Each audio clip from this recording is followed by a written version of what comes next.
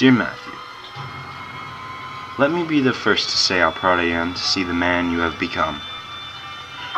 But prouder of the fact that I could still see such innocence burning in your eyes. It is such a rare and special attribute that my line of work often prevents me from fully appreciating.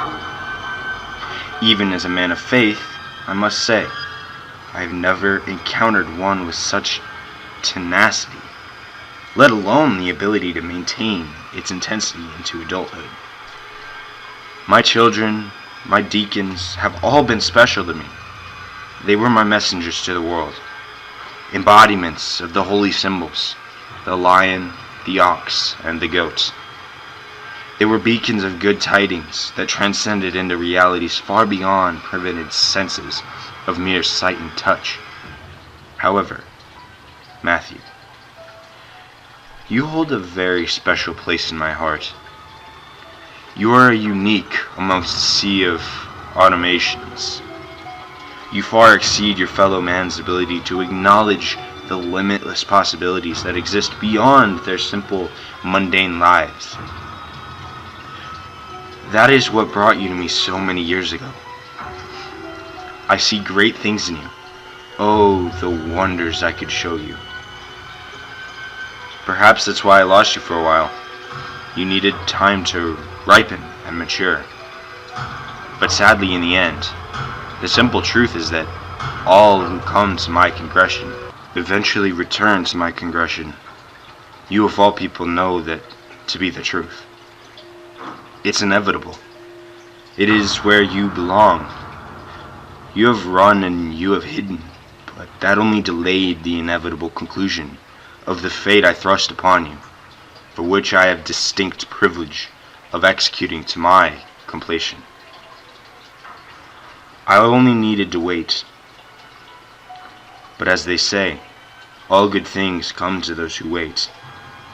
I have waited, I have waited so very long. I have waited with a perpetual patience that held at bay an insatiable craving to see those eyes once again. Those eyes that shimmer with such life. I wonder, will they sparkle when I pluck them from your skull and hold them in my hands? I certainly hope so. Yours friend, in spirit and mind, the Father. The email I received 7 days ago was the message I knew would eventually come. I read and reread the email over and over again.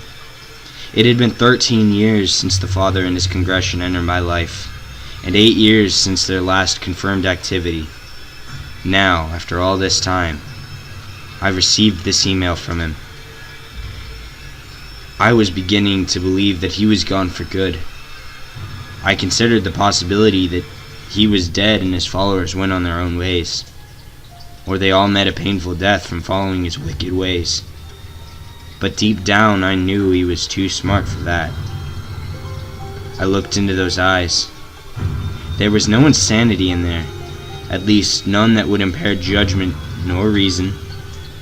There was only cold, calculating intelligence, fueled by blind faith to the savage pagan gods.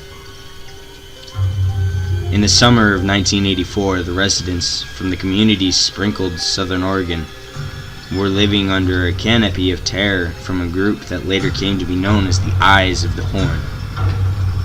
The terror only escalated as one child disappeared after another. Within a 10-day period, 6 children from the ages of 6 to 14 had been taken. They were abducted from their homes, from playgrounds, or simply right off the streets. The kidnappings were done with such perfectly executed stealth that no one person witnessed any of the crimes. No stone was left unturned. The people scoured the land searching for those kids. Nothing was found. After 3 months, the bodies of the children were discovered in conditions. The conditions of the public corpses were withheld from the public, and for good reason. In 2000, the children from Washington State started disappearing, just like its sister state. There were 6 more abductions, each one taken with ease in spite precautions taken to protect their young ones. Playgrounds, normally full of laughter, stood empty. Schools became like militant police states. No child could be seen in public view that wasn't close to their guardian.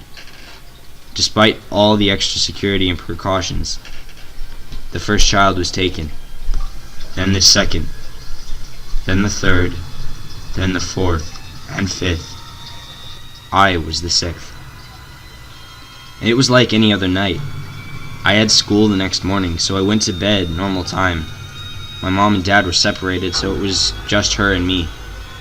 I was upstairs, having just brushed my teeth. I absently walked towards my bedroom. All my attention was completely directed at the Game Boy in my hands. I entered my room, flipping the light switch on without even looking up from the small screen. I walked past my bed to my desk, and suddenly I realized something was wrong. I distinctly remembered leaving the lights on when I changed into my pajamas not 5 minutes ago from behind me. From behind me, the door closed shut and the light switch was flipped off. Heavy booted steps quickly approached me in the darkness. Thunk, thunk, and thunk. I turned, only to be shoved against my hard desk by a large shape of a man. He covered my mouth and effortlessly lifted me off the ground and slammed my body into my bed, with one hand still covering my mouth and pressing down with such force that he was capable of restraining my entire body. He reached around behind him with his free hand. I heard the ripping of Velcro as he removed something from a pouch on his belt. The door to my bedroom slowly began to open, and my mom poked her head in my room. She had a warm smile like she always had and said, "What on earth is going on?" Her eyes widened in terror as the light from the door revealed the scene. I was in bed, staring at her, with a large man pinning me down, holding a syringe. With almost inhuman speed, he charged my mom, and with one hand grabbed her by the back of the head and smashed her face into a wall. He did this over and over and over again. I screamed, "Stop," and ran at the man, pounding my small fists against his rock-hard backside. He grabbed a collar of my shirt and lifted me up to my tiptoes. I grabbed at his arm, pushed up the sleeve to his jacket, revealing a small tattoo on his forearm below his wrist. I bit down as hard as I could until he slapped me off with a sharp backhand that sent me flying across the room. For the first time, the man's face moved into the light from the hallway, so I could see him clearly. He was wearing a mask. It was a grotesque white mask of a goat. Dark, cold eyes peered from the holes in the head of the mask. Encircled on top of his forehead, a crop of 6 black marbled eyes decorated the mask. He let go of my mom's limp body, opening the palm of his hand in a mocking and exaggerated way. The goat-faced man then leapt from where he stood and landed on top of me, straddling my small body. The force of his body weight landing on my chest expelled all the air from my lungs. Loud, heavy gasps came out of my mouth as I tried to catch my breath. But all the man did was press down harder.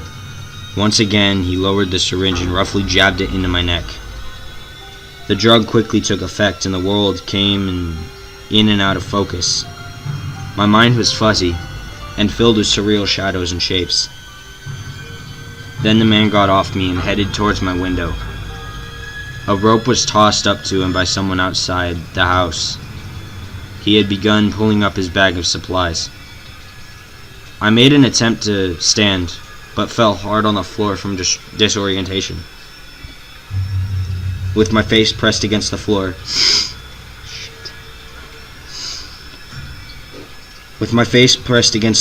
I saw a blurry black marker on the floor next to my desk. I clumsily grabbed it out of the spinning world, and I sat in. I heard the man struggling to fit his supply bag through the window frame.